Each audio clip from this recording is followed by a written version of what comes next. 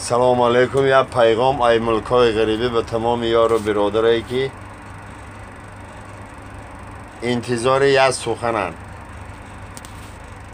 موی سفید وقتای آخر کنوش درد میکنه، با کمپیرش بیزار میکنه که خیلی بالنیسه ببریم تو تو خیلی پیر کمپیر چی نمیفهمم، بالنیسه رو کجا میدونن.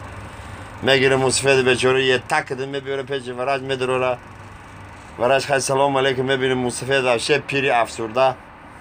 چا کدی میگه بابی جون چی گپ شد؟ میگه خیلی نمی کون در میکنه. چیکار کردم در کار عذاب کشیده سم همی سوسو.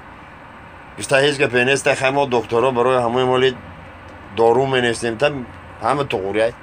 میگیره موی سفید ریتسه به سویچه می نویسه، سویچه میگم خیلی بابی جون میری میخری همیره همی. گفته هم خیلی کسال بچه من میشم یا یکان تی دیگه میشه.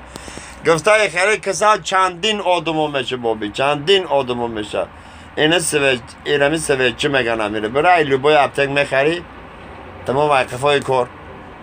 و دکتر خدازدگی موسفید بیچاره همین چیزو میدونه.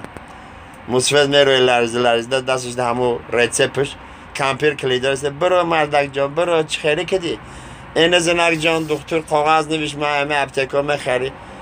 کمپیر همیشه نگاه میکنه، ایسیز نگاه میکنه سویچه با همو دکتر پرسیدی که واقعی ایره چه خیلی پتری بلد میکنن، ایره چی کار میکنن.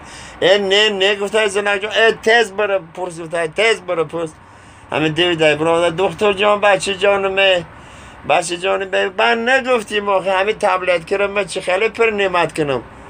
گفته کون تو بزن بابی، کون تو بزن. سرش پس ای کمینت برو اومده کمپیر گفته ها چه خیلی مکدین.